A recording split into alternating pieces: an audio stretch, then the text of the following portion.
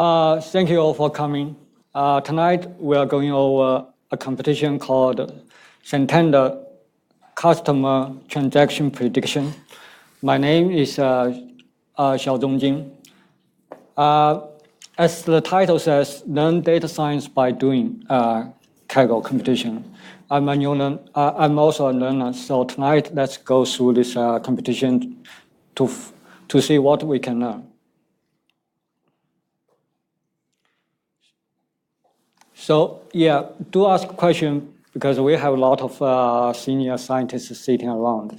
They are good at taking questions. So we'll start with a brief overview of the competition. Then take a brief look at the data, and I will show the guidance to build a predictive model. Now I show my solution, after that winner's solution, and finally I show what I have learned from this competition.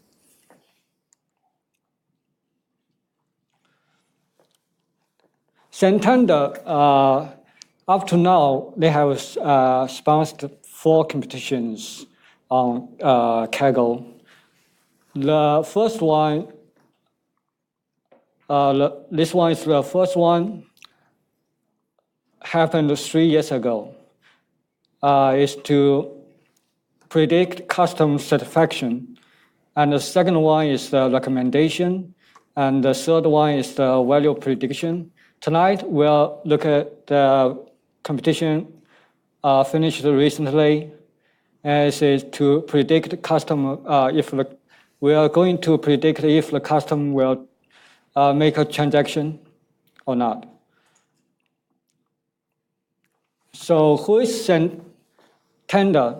It's an online bank based in Spain. If you want to find more about this company, you can go to this link to find out more. And basically, objective of this competition is to identify which customers will make a transaction, no matter how much they spend.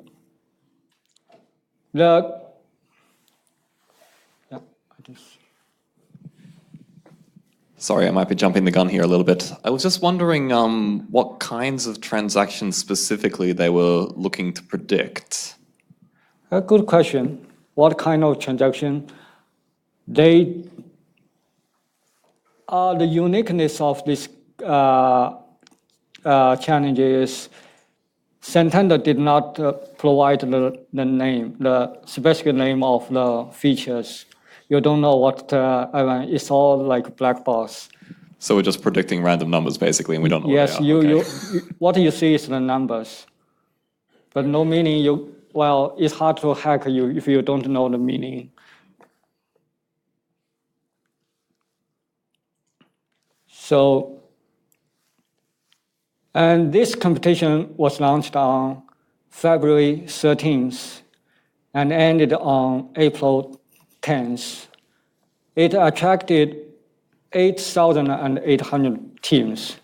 So far, this is the most popular competition in Kaggle history. The company awarded 5 top teams, and the total amount is $65,000. So you can go to this link, get the data. The data contains training data set and test data set, and together with sample submission file. And training data set, there's 200K rows.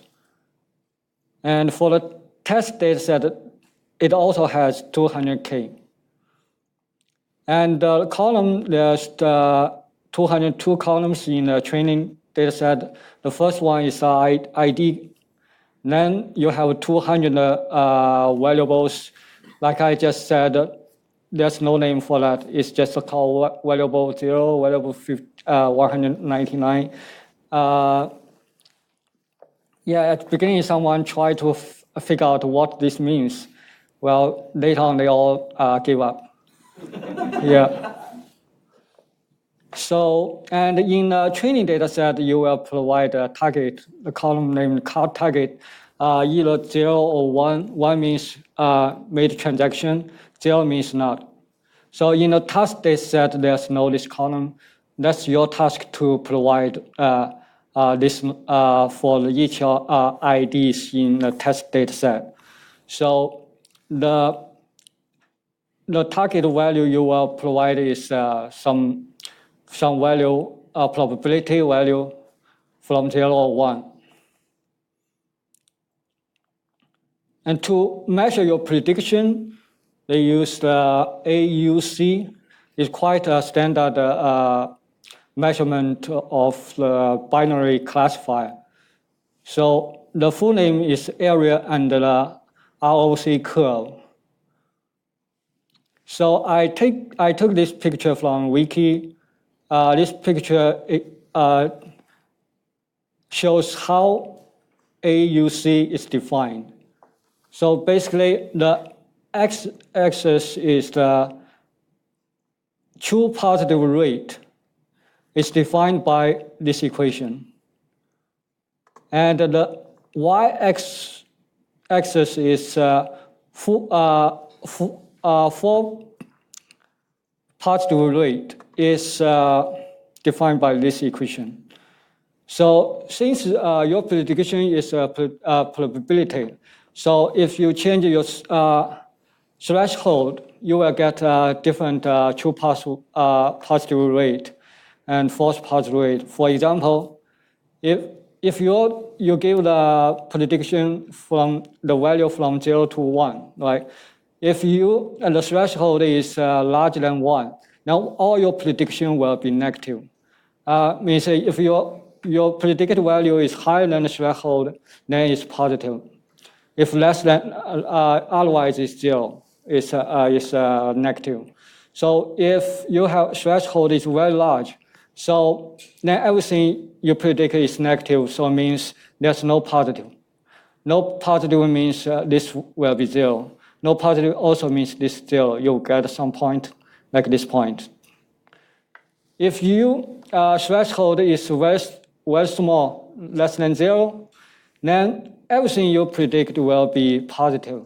So that means you will have no negative value at all, no negative prediction. So this false negative will be 0. Then you will get 1. Then false negative 0, true negative also 0. You will get, for this also 1, you will get this point. For threshold in between, then you will get some dot like this. If you connect these dots, you will get a curve. And the area under this curve is called AUC. And if you make just random guess, you will get this line. The value will be AUC is 0.5. And if your model is better than random guess, you will get higher. You will get higher than 0.1. So the purpose is we are trying to get as high as possible. The perfect case is if you get 1, then you will be number 1. You will be champion in this competition. So any question? Yes.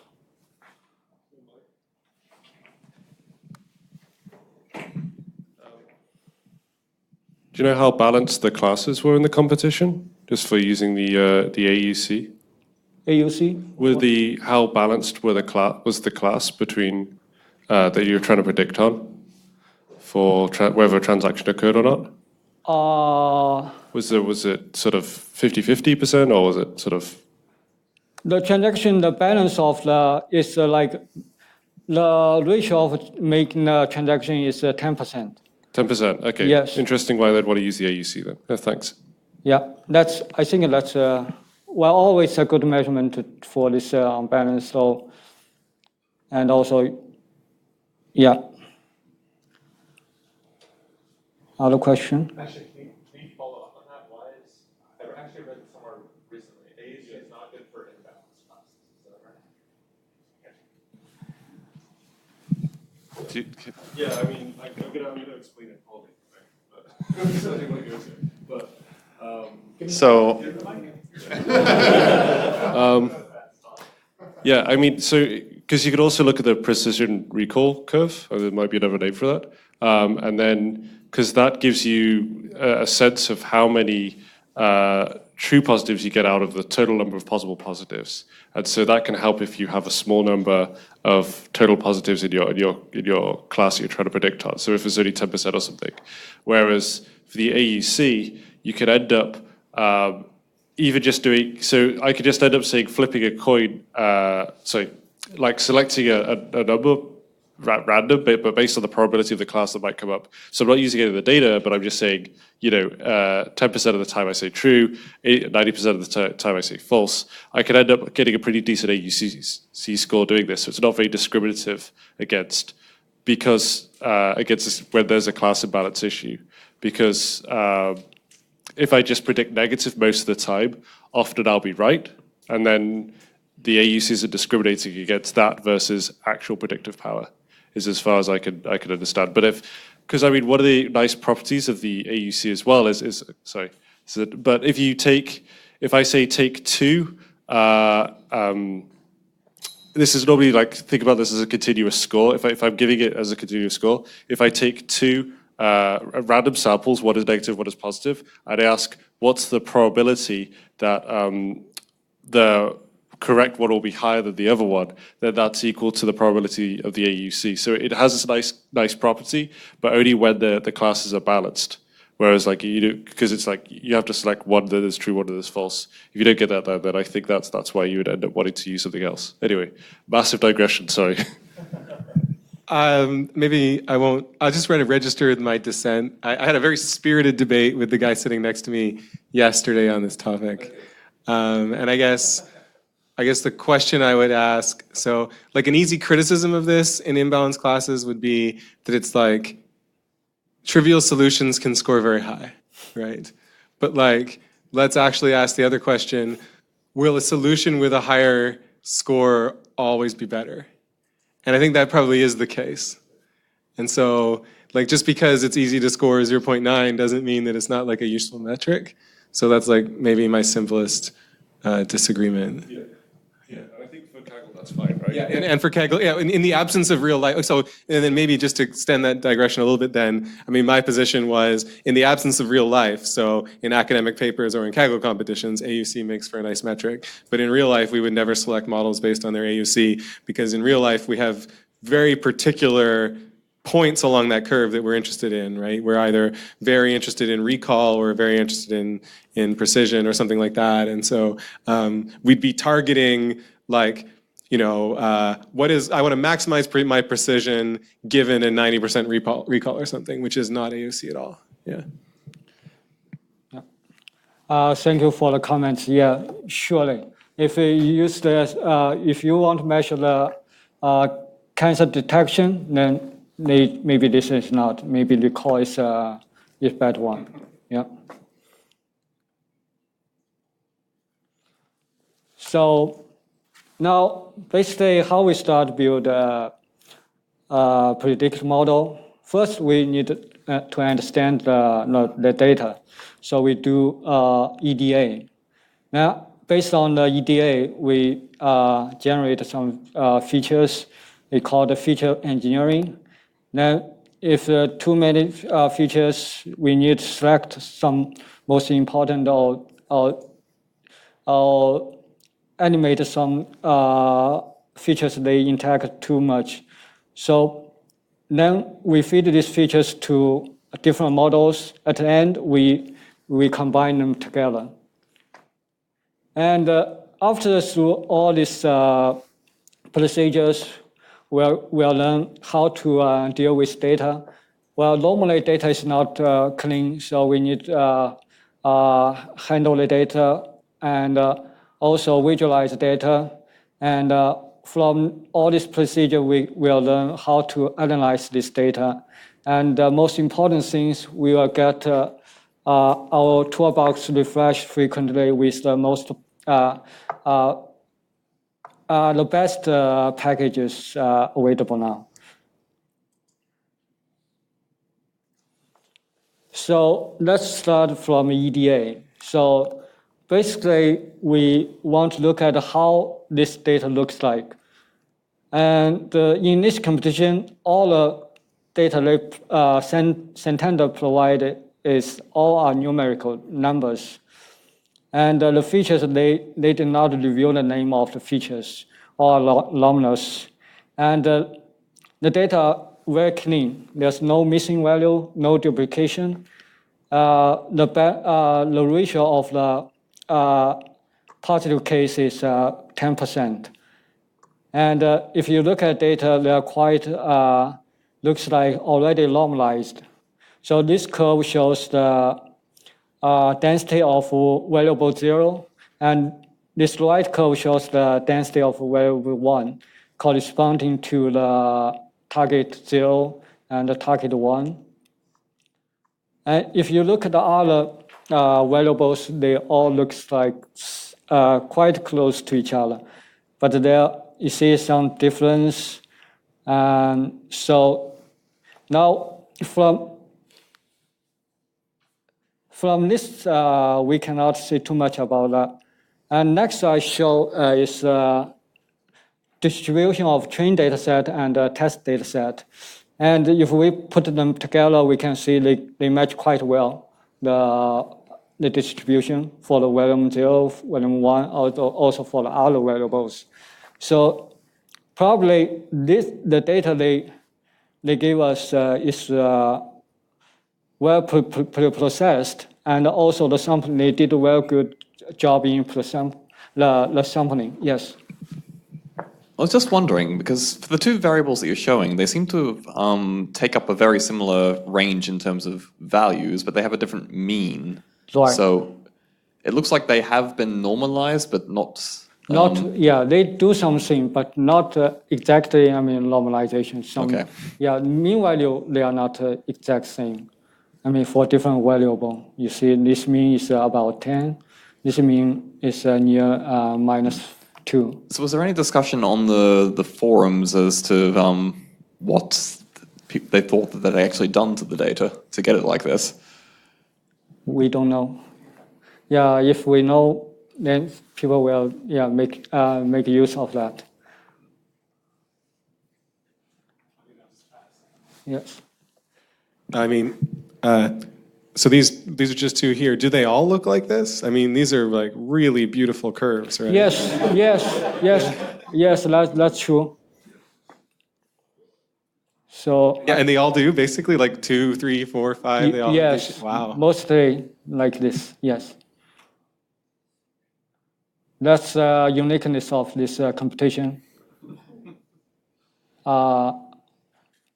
Because I think they probably have very good data scientists. They have done a lot of jobs. Now they want to improve their model performance, then put up this competition. But that's the distribution. But if we look at the discrete value, yes.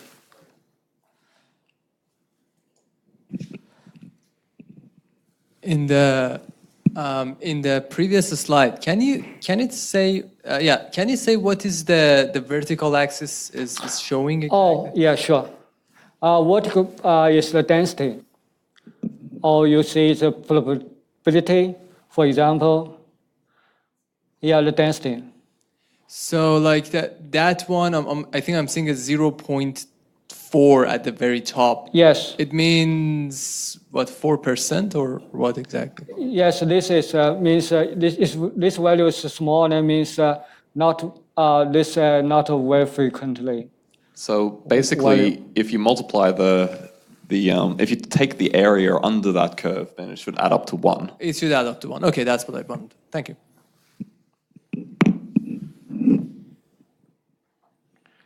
So we just see, well, the training data, test data, the profile quite close to each other. But if we look at some statistics of this data, we can see they are not exact same.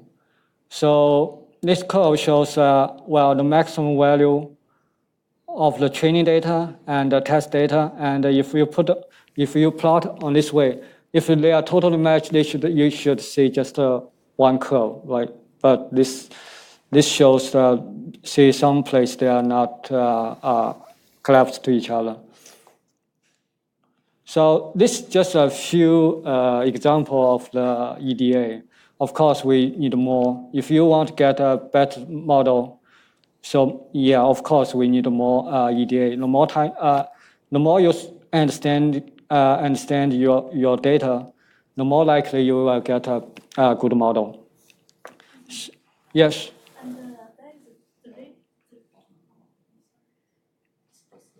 There is 3 different colors. What's the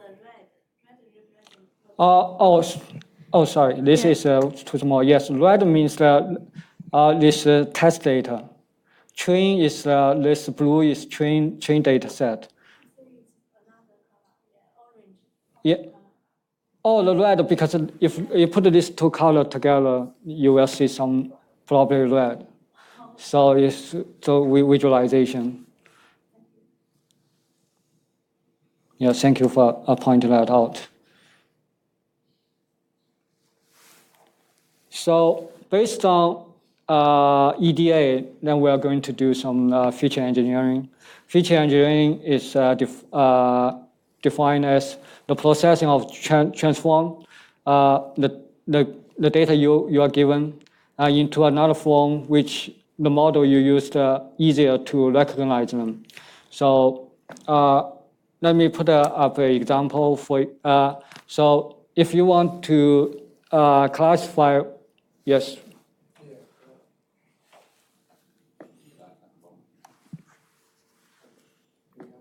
Yeah. Now? Yeah, okay. So you have finished your EDA, right? Why didn't you look for any correlation between? Have you finished the EDA part of the project?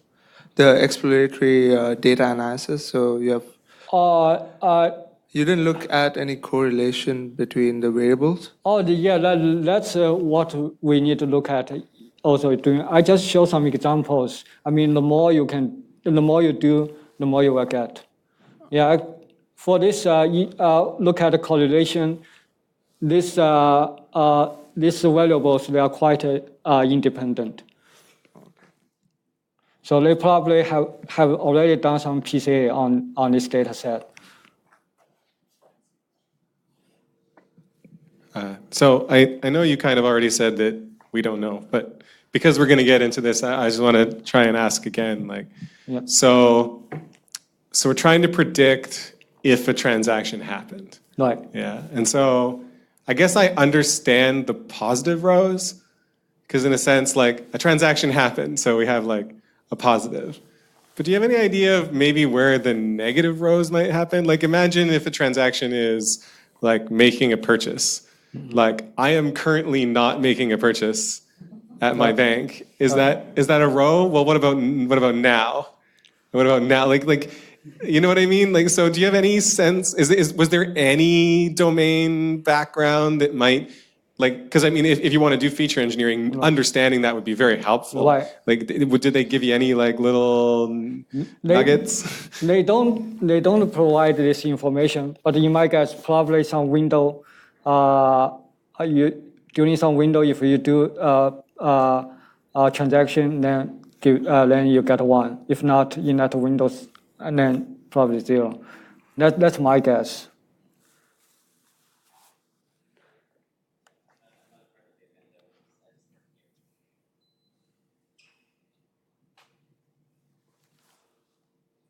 So feature engineering is to transform the data into some form. It's easier to recognize by the model. For example, if we want to train a linear model to classify, like, a question? Okay. Yeah. I have a comment. I was going to wait for a good time, but I guess this is a time. So I was also curious on this question, Alexi. I went to the Kaggle site of this challenge, and maybe this is a clue. It says, in this challenge, we invite Kagglers to help us identify which customers will make a specific transaction in the future, irrespective of money of money transacted. So maybe there's just a set of transactions that they try to monitor, and they have a whole bunch of customers, and they're interested in which customers are going to make which transactions at any point in time. And so they can represent a customer by a bunch of data, and they've chosen. I mean, most customers won't make most transactions, so they've probably chosen it in a careful way.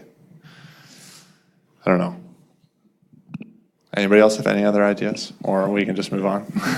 So I think that might be a classic example, like a repeated buyer prediction. It's a classic example of that. It might be the context free. But one of the things that probably they have another like the actual data is list of transaction dates, like it's a time series. They have a date and then some context about that. So that's the original data. And then they need to they do some feature engineering. So in order to do that, like probably they do like last 30 days, last week, like the window size might vary, and they actually do the variable window size. So they add all of these columns, and then up to some time, you know. For example, if do they how many purchases, how many transactions they done in the month of September, how many they did in month of October, and then they want to predict if they're going to do or repeat any of those transactions in month of November or up to plus infinity. So I think that's the way that they do that. They do mapping into they do it in a frequency domain, basically. Oh, okay, that's very nice. Good to know. Yeah.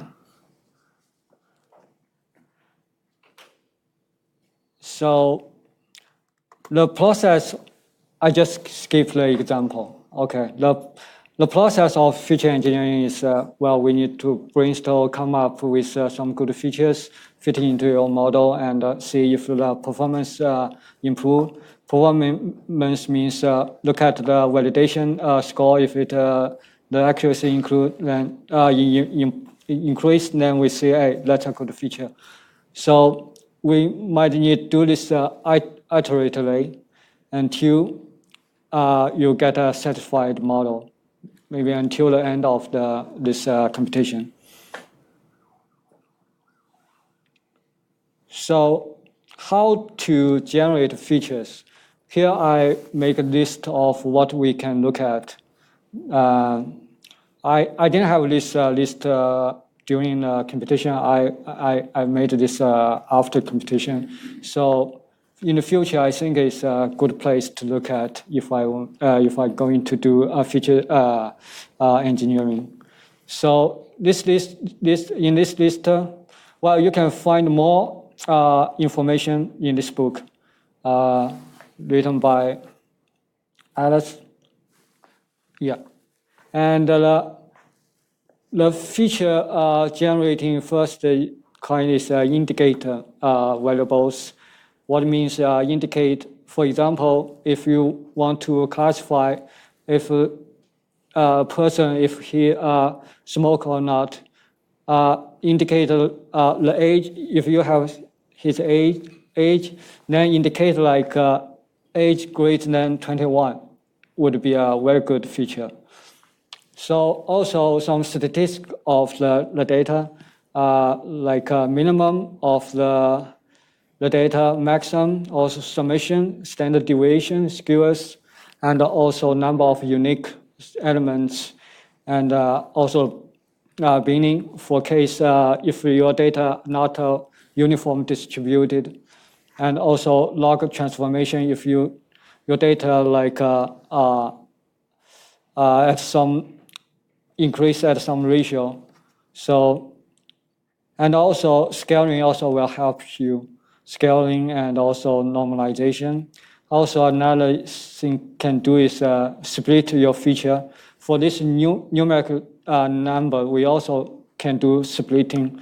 For example, if the number is 10.2, you can split it as 10 and 0.2. Each can be used as your new feature. Why that? Because, for example, if that number happens to be date, for example, 10 is the year, and 0.2 might be months. Then it totally makes sense. You use months as a feature. So, and if your data, for example, data, if this is numeric, now if you have some data, if the date, the data itself is date, then it's also useful. You split your date like into year, months, day. Also, you can convert it weekday or weekend. Also, like a holiday or not holiday. That also could be a good features. And another thing, this all is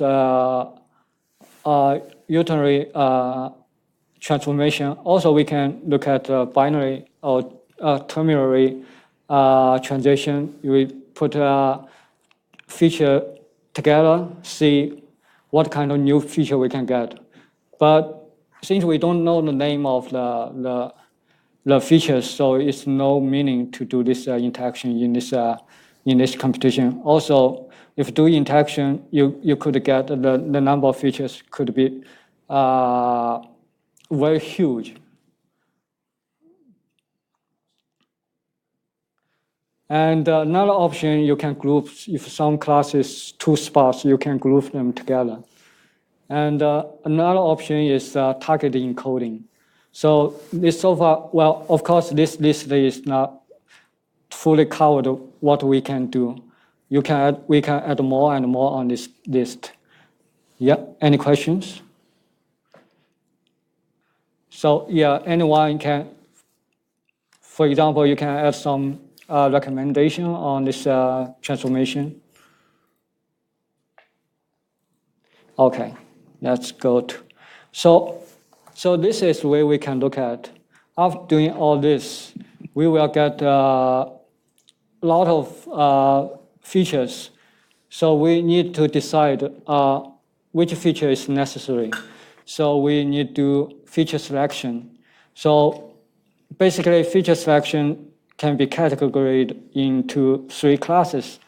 First one is filtering. This just removes something from statistical, like someone just mentioned, you look at correlation matrix and remove some features that are highly correlated. Can I just ask a question about that previous slide? So when I'm doing feature engineering, I'm usually trying to think about these different options in terms of like domain knowledge and like given what I know about the features, what is likely to be useful to try. Yeah. And I guess in this competition, that's not an option because everything's so abstract. Yes. So in practice, was it just like this giant, like automating feature engineering, like doing it at really big scale, generating a huge number of features and then selecting it back with feature engineering, or with feature selection, or were there more principled ways of figuring out what's going to work and what's not? My answer is, if you know the meaning, yeah, you can come up with some meaningful features. If you don't know, then we just turn every stone and trying to find out. Well, probably someone can help me answer this question because I'm not a data scientist now. So maybe some senior scientist can help me answer this question.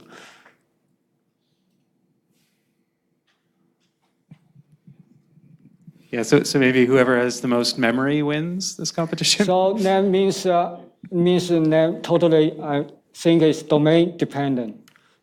So probably different field, they will come up with different features.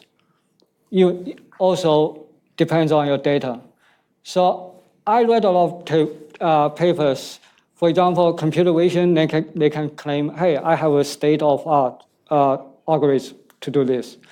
But very few papers in predictive model, they claim we have a state-of-art algorithm. It's most, for particular data set, yeah, this is the best model, best, you cannot say best feature. This are some good feature we have, but no one claims state-of-art. So I think it depends on the domain and also depends on data. for this computation, because we don't know the meaning of the variable, so we just look at some, say, if you do EDA, can we find some weirdness in the data? Then probably we can generate some features. That's what the winners they are doing. So the second method, the class of the feature selection is I try different subset of features.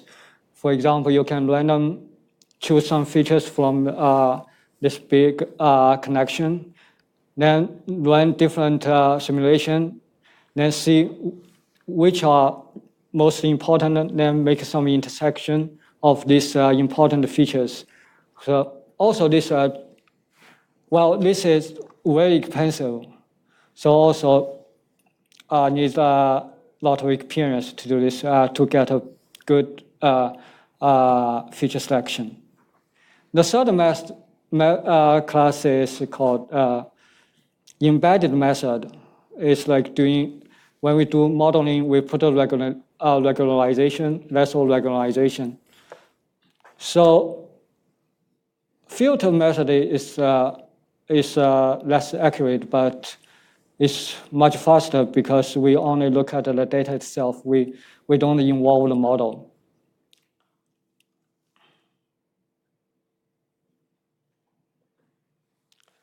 So after select model, then we'll look at after we select the features, then we're going to look at the model. So we have a lot of model can choose from.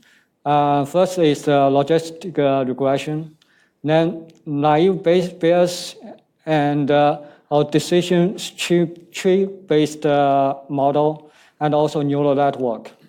So tonight I will focus on decision tree-based model because this right now this is the most popular model for predictive model for structured data.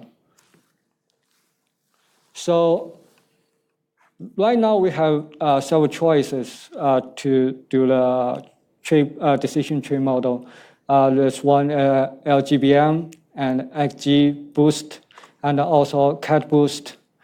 So gradient boost decision tree currently is claimed to be the best techniques to build a predictive model for structured data.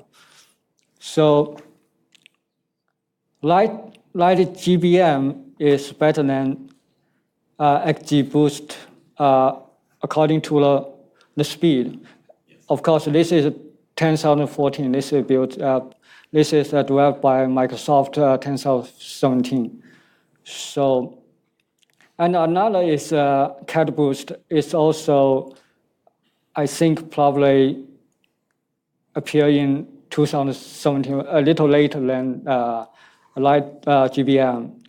And this link says, well, CatBoost handles categorical features better and also reduce overfitting. So I looked at some other papers and also discussions.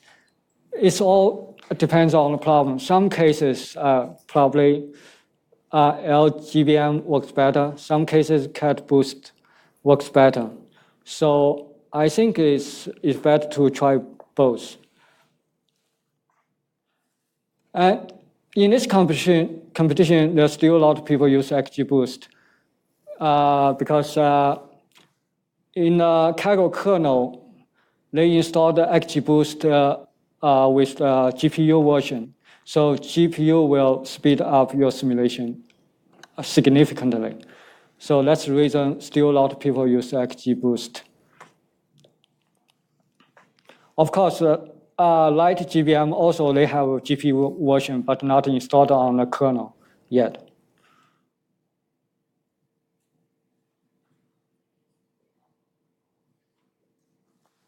So now let's look at the LGBM.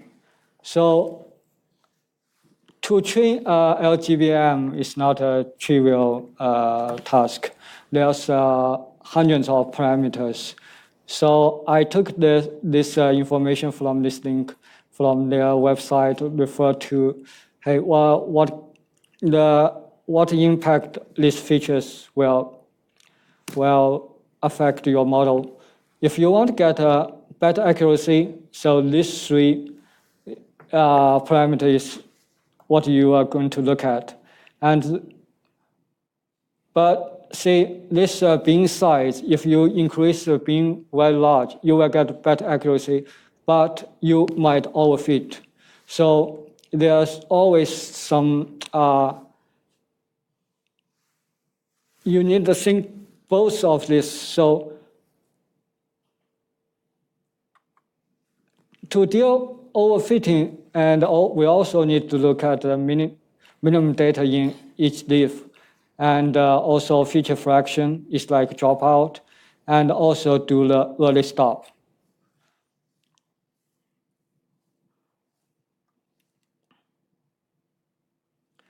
And this link, the second link, gives you a very detailed explanation of these parameters and shows how the parameter affect the model. I think, yeah, if you want to get a very detail of the parameter, this is a very good place to look at. If you want to train your model faster, I would recommend you use multi-thread. And if there's a GPU version, do use the GPU.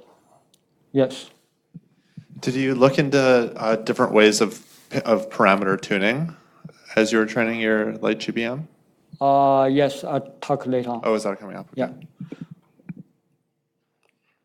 So now there's hundreds of parameters, how to tune these parameters. This code shows the example how you to tune the parameters. Basically, this use the Bayesian optimization. From the Bayes opt package, you also can find similar. Yes.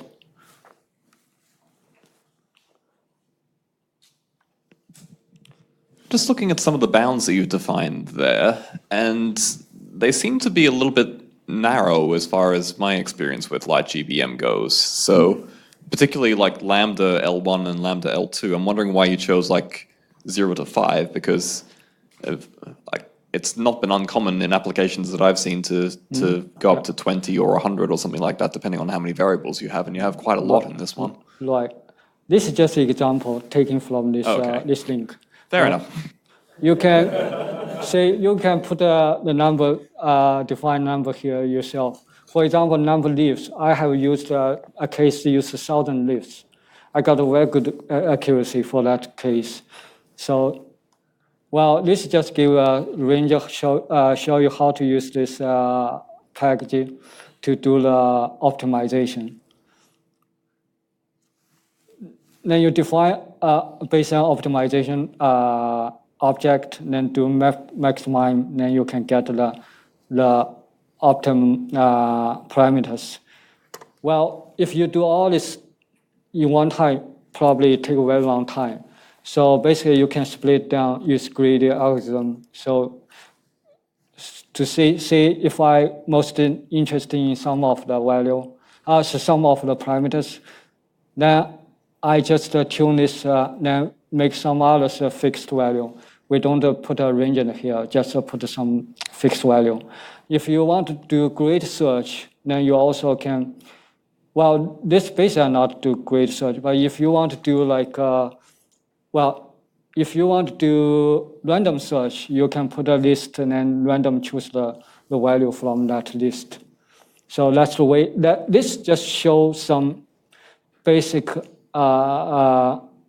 some option you can do the parameter tuning. Yeah. Any questions? Okay.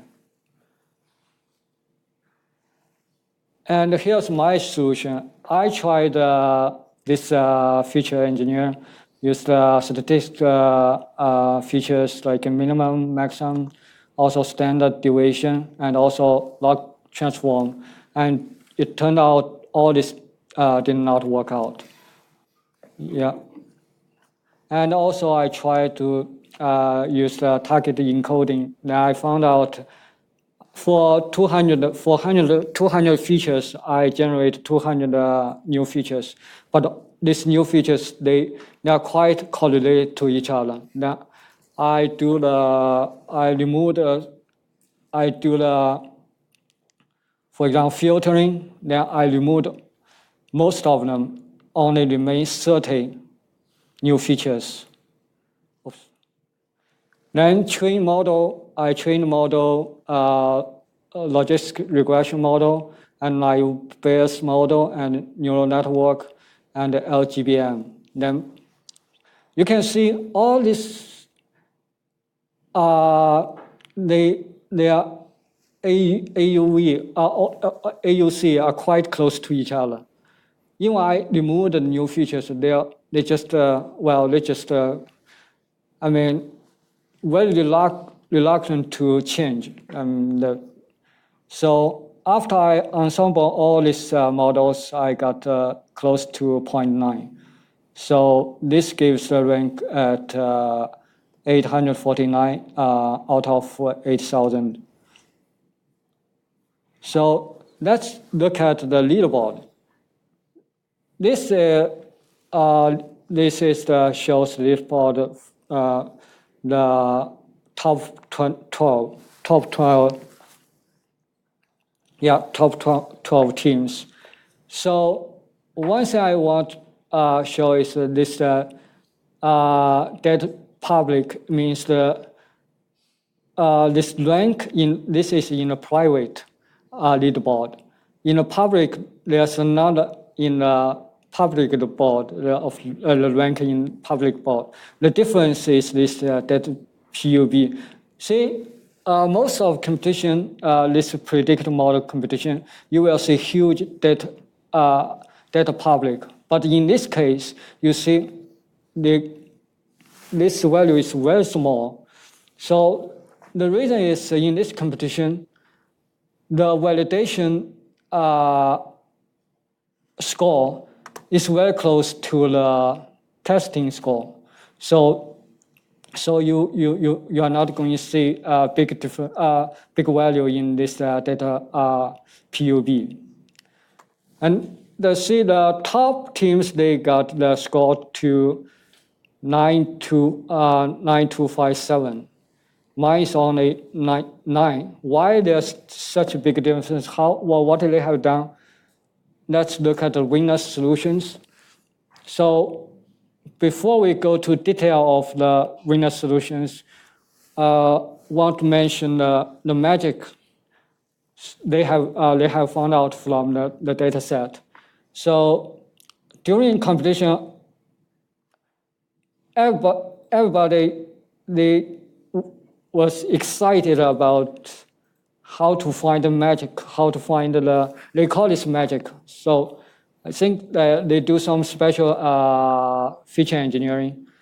It's just not well formal. To me, it's not well formal. So first thing is frequency encoding. It's like what we often did in NLP, if you want to count the words, but for the numeric feature, you also can do the frequency encoding. And the second trick is to remove the fake test data remove fake test data from the test data. So this idea comes from this link. This link tries to list off some fake samples. He figured out that Santander might put some fake data into the testing data set. So I don't know so why they think of that way is very genius. Unfortunately, I did not read this post during computation. So yeah, I learned lessons should not every, so especially some post, if a lot of people upvote, then definitely should look at that. So that's 2 tricks. The third trick is you generate from this frequency encoding. For example, for variable 0, you come up with some new features corresponding this variable 0, use the frequency encoding. Now, when you go into train your model, you should prevent these features interact with other pairs. For example, other pair means variable 1. Variable 1 also has some new features. If you train them together, they will get some interactions. You will not see the performance improvement. If you combine these 2 tricks together, you will get AUC to 0.914. If you combine this all 3, then you will get 0.922. So if you want to know more detail about these tricks, you can read this links I list here.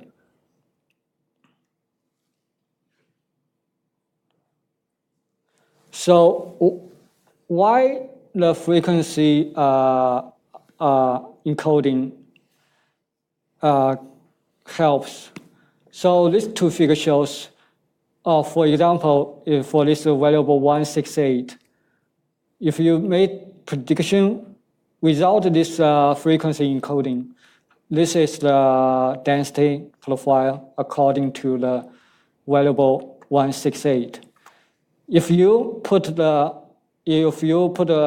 counter, this frequency, you can see clearly at this region. For small value, if we count is 13, it's very unlikely they will make the custom will make a transaction. So this helps you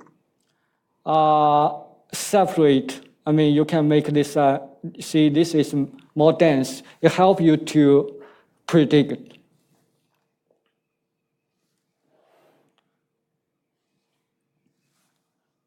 Next, I show the first place solution. These 3 tricks is quite is widely used in top players in their model. Probably they just did it a slightly different way. For the first place solution, they generate 400 features together with the 200 features, original features. And they use pseudo label and use data augmentation. I will talk about data augmentation later on. And this another 400 features is for 200 they use the count category features. They call them as has one feature. So it's defined as if this value appears at least another time in data with target equal to 1 and no 0, then this is one category.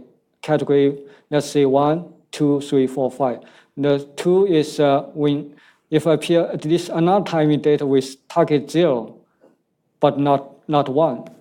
So of course you can, I mean, this is just some thinking you generate these categorical features. Well, you can go on and on, make this category bigger and bigger. Another 200 features is not unique feature, they call them. So the basic idea is just show this the second magic, because the testing data, there's some fake value, the fake sample. So you need to remove these fake samples. Otherwise, you might get some, for example, in your test data, if this fake sample happens to be unique, then you may get some, you may get some wrong features. for that sample.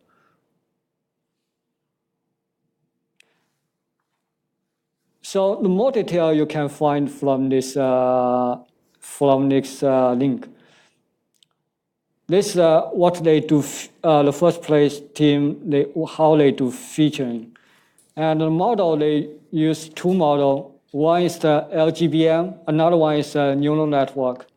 LGBM they use six-fold cross validation, and they use multiple seeds for the final blending, and they use shuffle augmentation, and also use the pseudo label. Pseudo label means when you do prediction for your test data, if the highest you predict test points, if the value you get close to 1, you are quite sure about that prediction, you can use that data as your training data.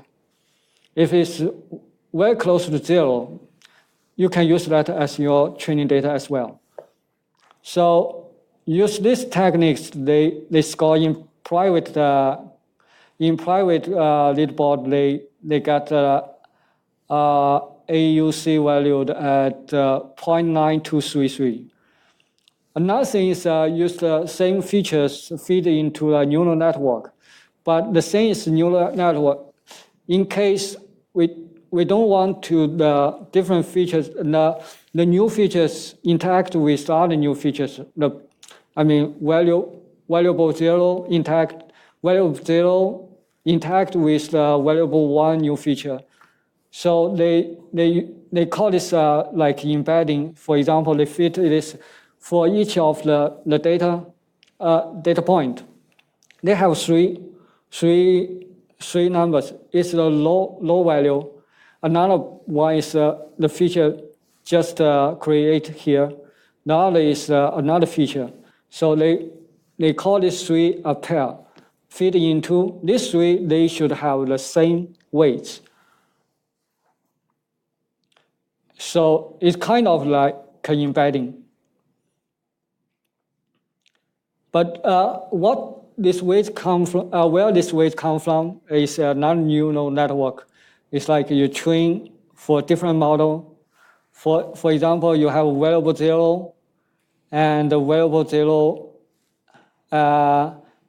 new. Then this you can fit another neural network. Then you get the weights. Then these weights you can apply to get this weight. Well, it's not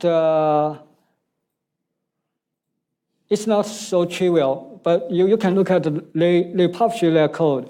So if you want to look at detail, you can follow this website and get the code and look at all the details, how they implement that.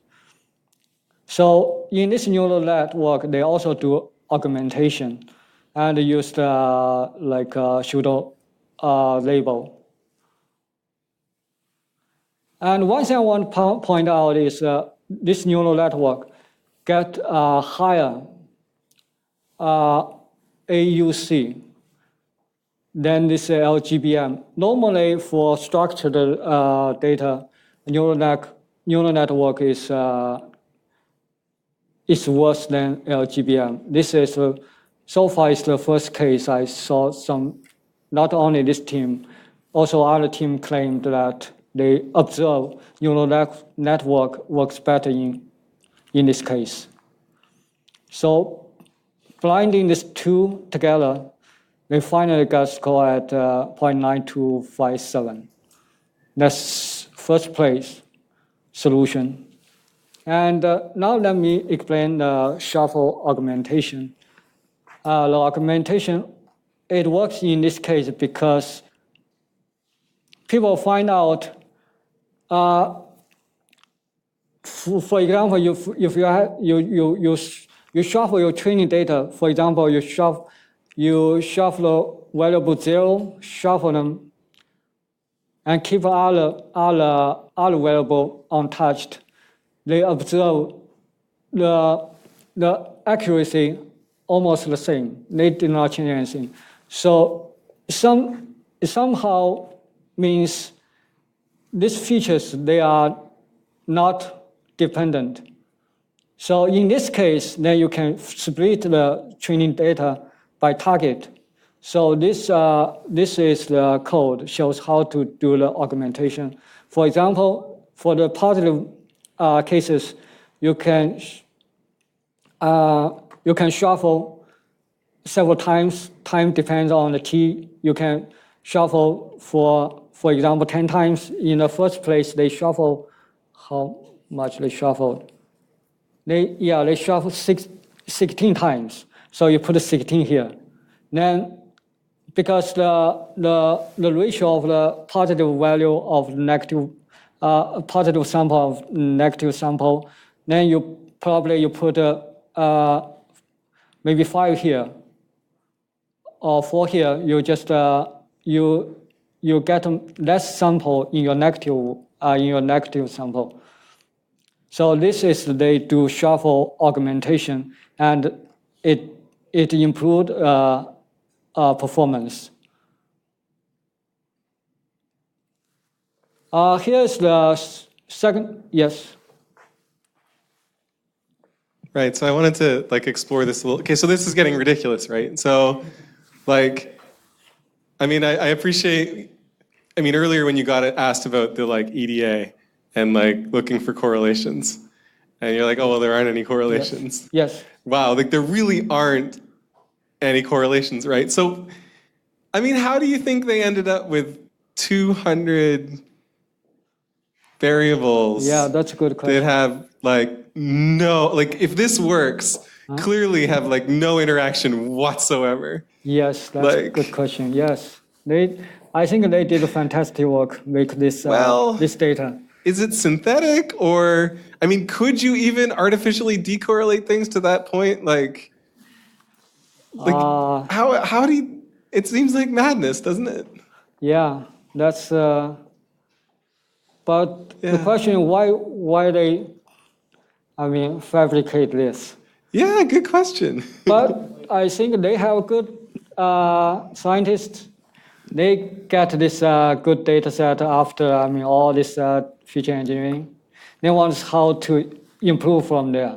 But no real world problem has this little correlation between its variables. You know what I mean? Yes, that's interesting. Yes.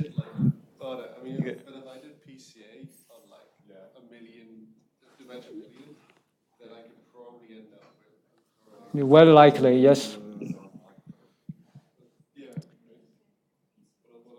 Yeah. Who knows?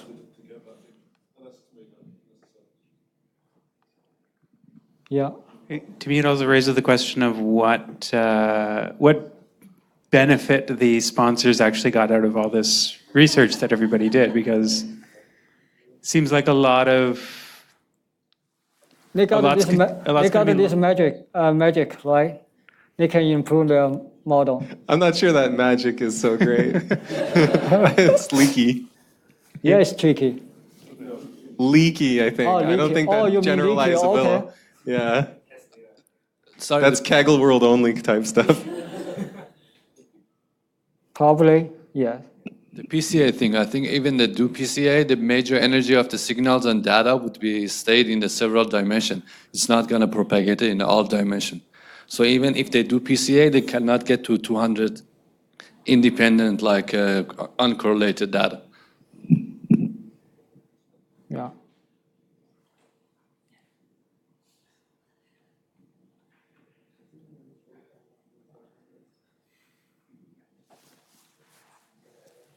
Okay, I go on to the second place solution.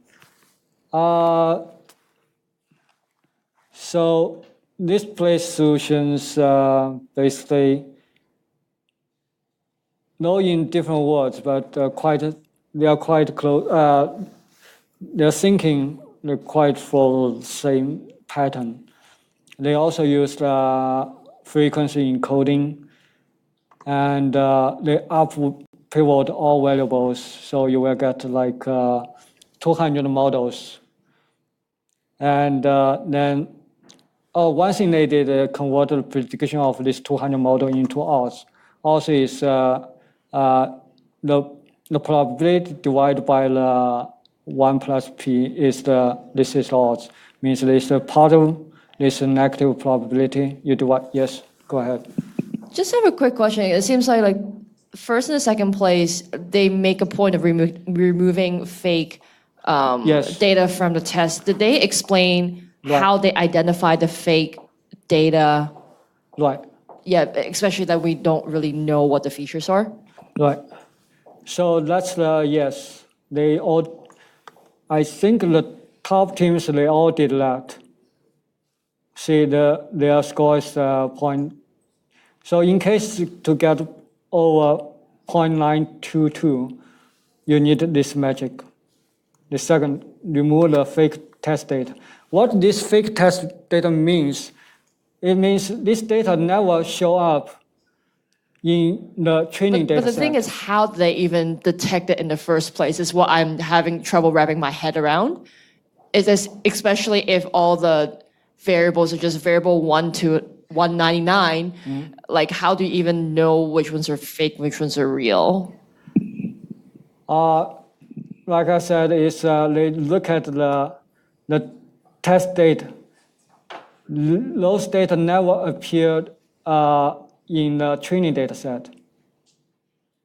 There's a really interesting notebook on Kaggle that you can find if you Google it, that they'll walk through the process. I couldn't possibly I don't even fully understand it, but I couldn't possibly explain it just now. But I think the broad idea is if you pick one feature and you see two samples that have the exact same value for that feature, then one was generated from the other. And starting with that basic premise and expanding it to the whole data set, you can start to draw connections from which samples were used to generate other ones. I think that's the broad idea. As easily as I can explain in 20 seconds. Yeah, thank you for answering. Yes.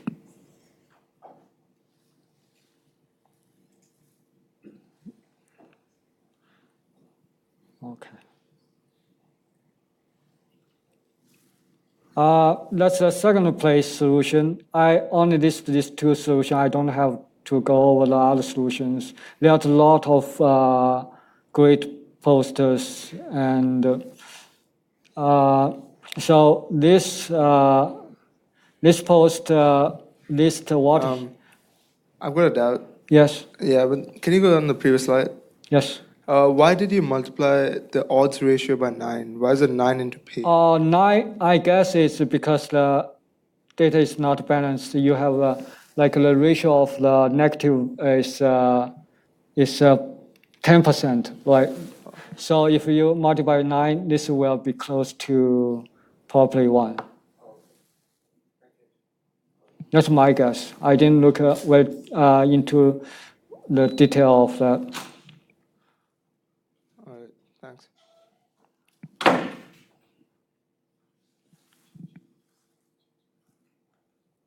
So from this competition, I learned how to do feature engineering and how to train LGBM, how to tune the parameters, also how to, for this numerical data, how to custom a neural network, and also this specific case, shuffle augmentation. So, and on, a lot of things I have learned from this competition. So, I guess we still have some time to kill. So this is last slide. It shows. So nowadays, because all this procedure can be automated, how this will affect data scientists? So probably we can This shows well. They say well they won't replace data scientists, yet. So probably, we can discuss a little bit about that.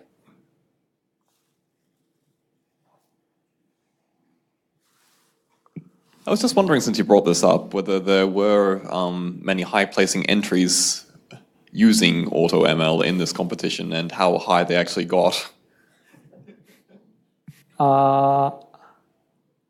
You mean? I didn't get your question. Could you repeat again? I was just wondering whether there were very many participants in this competition, like from Google DeepMind or whatever, who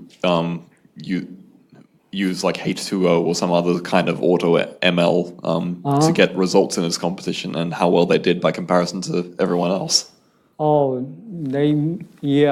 I don't know, but I think definitely someone will. Why not? If they have the resource, why not use that, right?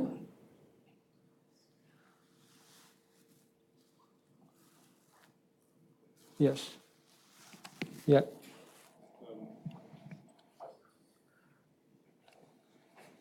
Yeah, so just a question about, I mean, with the competition being sort of, you don't really need any content knowledge, the data is quite weird, and yet this is the most popular Kaggle competition ever. So just your insight into what made the competition so popular, and so what were people sort of gaining from it? Is it that because it's so abstracted, people are just worrying about the model, and that's what people want to concentrate on? Or in Kaggle, do people like it when you have content in the data that you can exploit and think about, and that's the fun you get from it? Mm-hmm. Do you have insights into why it's so popular? I don't have insight, but I think because first thing, this data is very clean. You don't need to spend much time in cleaning the data. So it's very easy to get into this competition. You just feed your model feed the data into the model. I don't know the real reason, but probably that's my reason. And that's interesting in the sense that I think people are very attracted to the model.fit part of data science, and that's by no means the most important, most valuable, most common, most time-consuming. I don't know. I think if you're predisposed to this kind of a competition, you might want to ask yourself what your work's going to look like.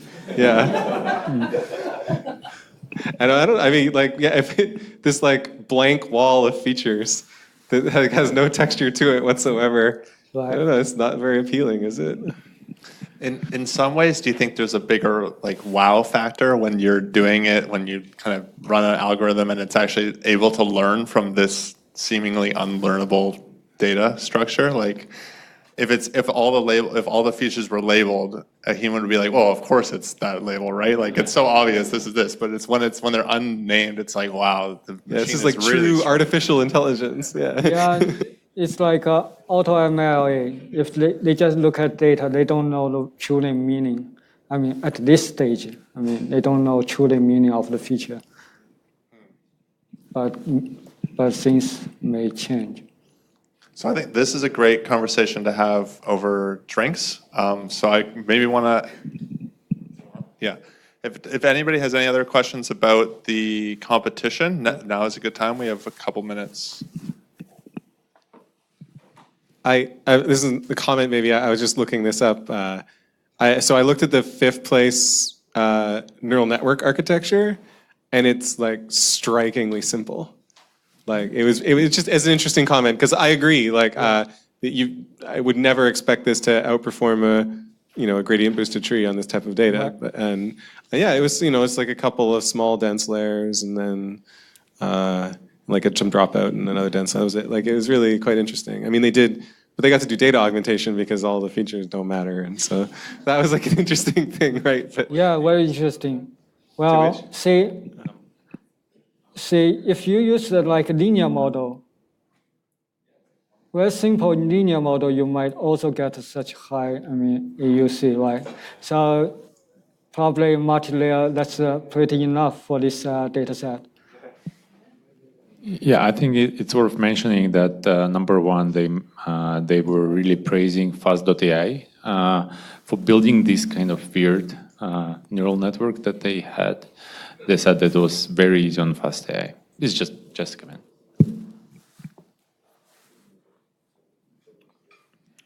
Okay. Okay, let's give them a round of applause.